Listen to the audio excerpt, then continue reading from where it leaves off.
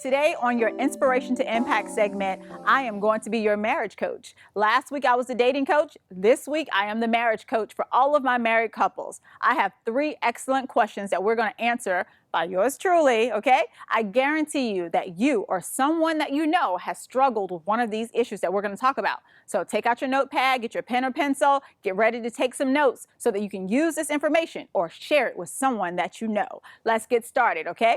The first question that I have is how to love a man or person who does not live by faith, okay?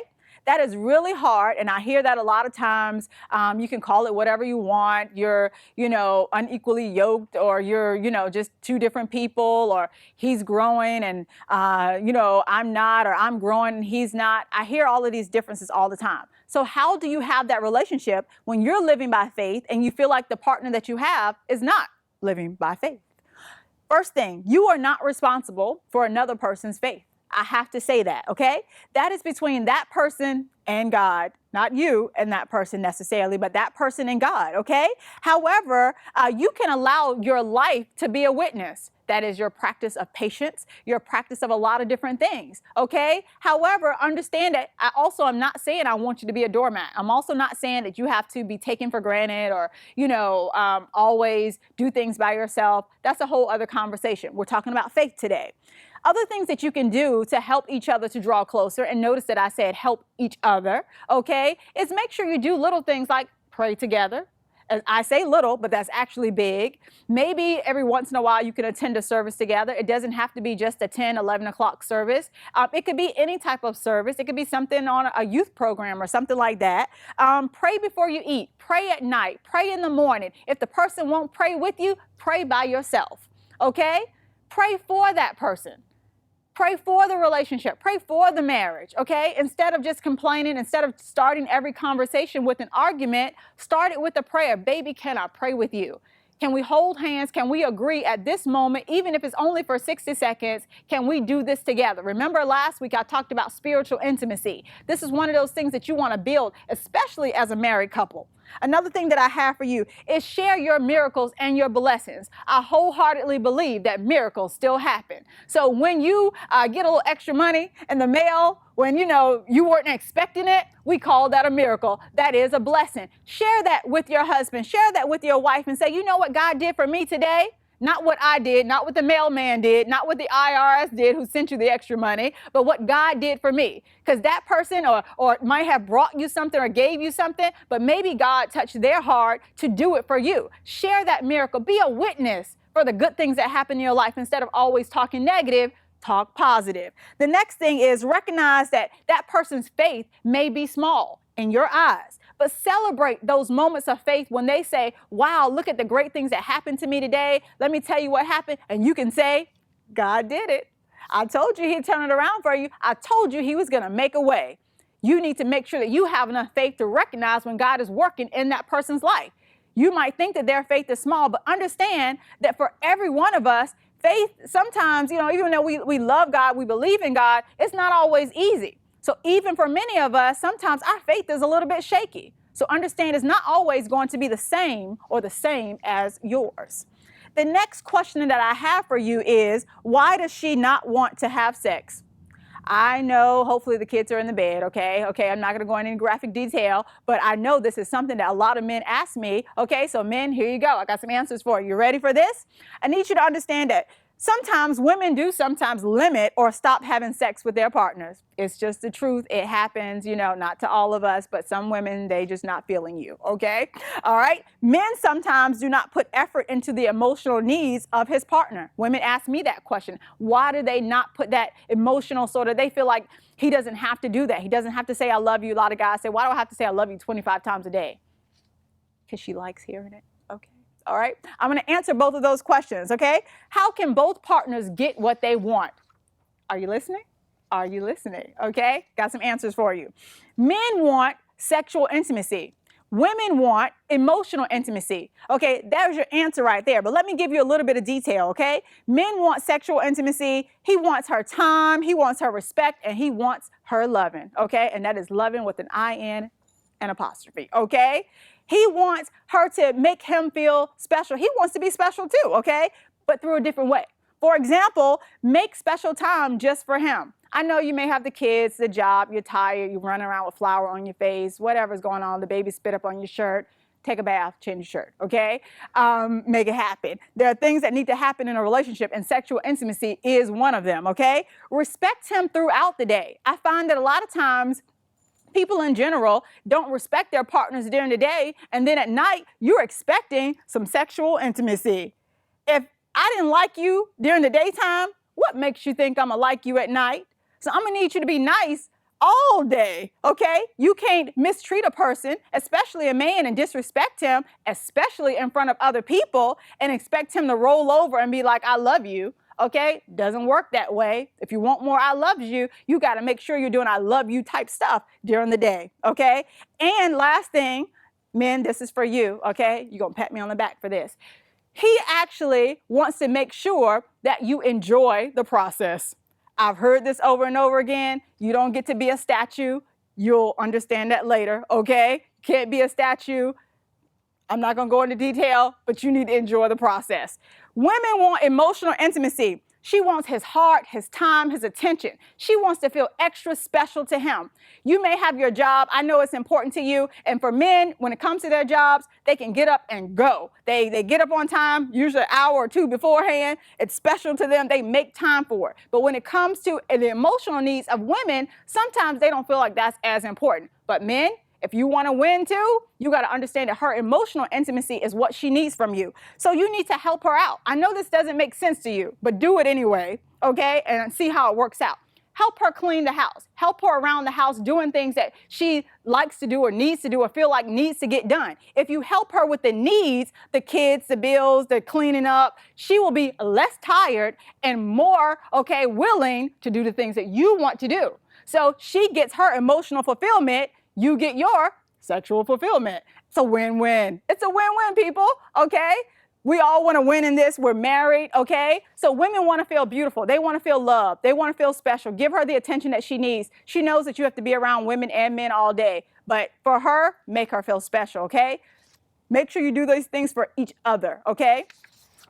Keep it fresh tips. I got to wrap it up this segment with this, and then I have one more question for you. Keep it fresh tips. Make coming home the best part of the day, okay? Some people don't want to go home. They don't want to go home because it's too much stress. When I get there, you're telling me to do stuff. Ladies, make coming home, spray some potpourri, some Febreze, something. Make, your personality sort of, pop a little bit. Smile, walk up and hug them. You don't have to act like a puppy dog. I'm not saying that, but walk up and hug your spouse, okay? I never walk into the house or leave the house without greeting my husband. That's really important to both of us. So much so that he's a city boy, so he didn't used to do that, but now he does it, okay? For me, okay? Because we've been doing it so long and we love each other. It's something that we do to keep it fresh every day. Drop something every once in a while. You'll hear me say this, ladies. You say he's always looking at other women. I know you say it, okay? But understand that he is looking at you too, okay? So you got to make sure you give him something to look at, okay? Every once in a while you drop something, check him out. I bet you he's watching you too, okay? Walk with confidence. Make sure that you are a person who respects yourself. You got to have your own confidence. When you walk around, don't walk around looking depressed. Walk around with confidence, okay, so that he can see that you're happy. Men like women who are happy, okay? They don't want to, walk around with you. You're all sad and depressed and talking about all things that are woe, okay? Walk around with confidence, okay? Love yourself. Men, smell good, look good. You know you used to do it when you were dating. When you were dating, you went home, you freshened up, throwing some cologne, okay? You still got to do those things, even though you're married. I don't care how long you've been married. Holy socks, not working for us, okay? All right, touch, squeeze, pop. Sometimes you got to touch, squeeze, pop, okay? Ladies like that. Catch her in the kitchen, catch her around the house. She'll feel better about that. Help out and make sure you use my tip, active listening, okay? I want to make sure that you have the tips to make your relationship strong. I'll save some more information for you because we'll be right back for Speaking to Your Life. Thank you for watching. It's life-changing.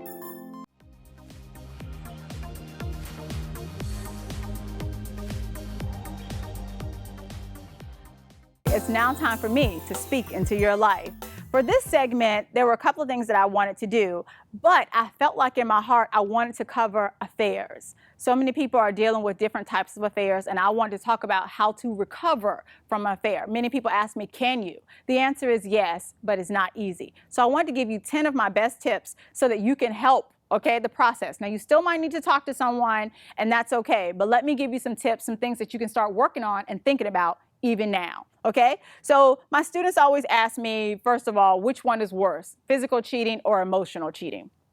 They're about what and what? They're about 50 and 50, okay? Neither of those are better than the other one, okay? Physical cheating, it hurts. Emotional cheating hurts. To me, it just depends on the person, okay?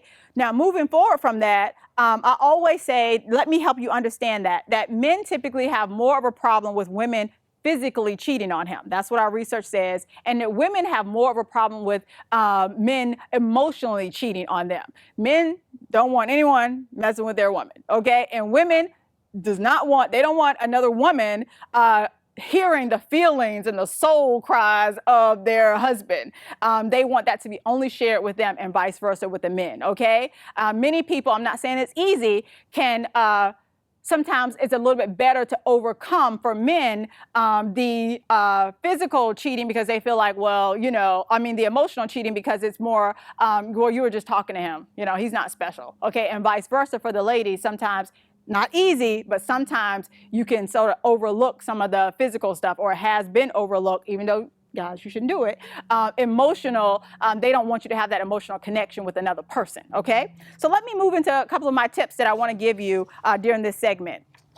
I want you to know that an affair is not always about the other partner. Sometimes it is just about that person. Many people blame themselves. Sometimes it's not you, but at the same time, let's not act like we're perfect, because sometimes it is about the two people that are in the relationship, and sometimes it is about your relationship needing some work, okay? So I know I just said a lot in that, but I need you to hear me, okay? Unfortunately, affairs can just happen. Now, we know that they take some planning and there's some meeting and those kind of things, but sometimes what I mean by that is that people aren't thinking, okay? They're not thinking. So it can happen. They're not thinking, you're a bad person, I don't love you, therefore I'm cheating with this person. Sometimes it just happens, and it has nothing to do with how great your relationship is. So you can be a good wife, a good husband, have a great relationship, and it can still happen to you. I know that, okay? So hold on, stay with me. One thing I want you to know, that if you're headed, always think preventative. And if you think you're headed into that type of relationship, stay away from it. I always tell people, you know yourself, and you know who you're attracted to. So if you see someone and you say, that's just my type, that's what you're saying in your head, okay? She looked good, he looked good, he smelled good, he walked good, he talked good, all that great stuff. Stay away from that person.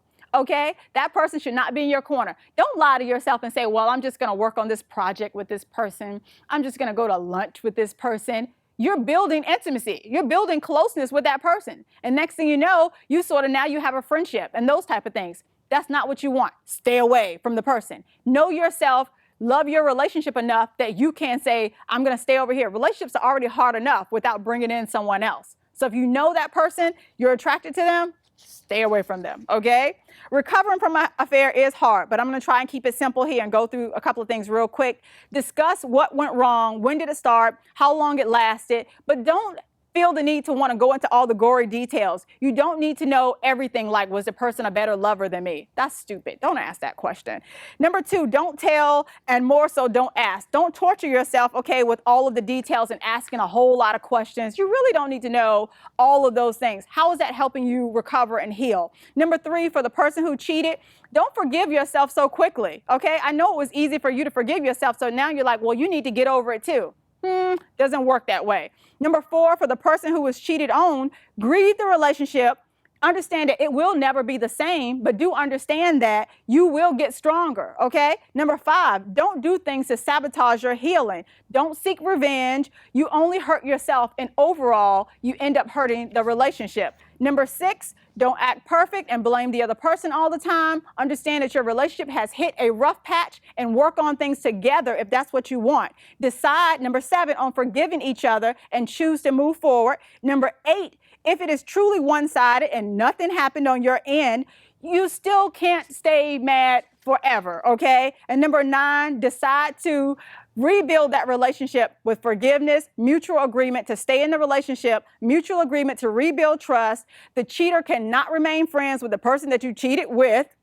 Cut them out of all your social media. The cheater has to submit those electronic devices because you know they're going to get checked anyway, okay, for a little while. And don't bring the incident up in disagreements, okay? And lastly, number 10, enhance your communication skills. Do something together that's going to help you grow so that you're not sitting on all that bad stuff. You need to build something in your relationship that now we're going to learn better communication skills, better conflict management skills, better ways to keep our relationship fresh.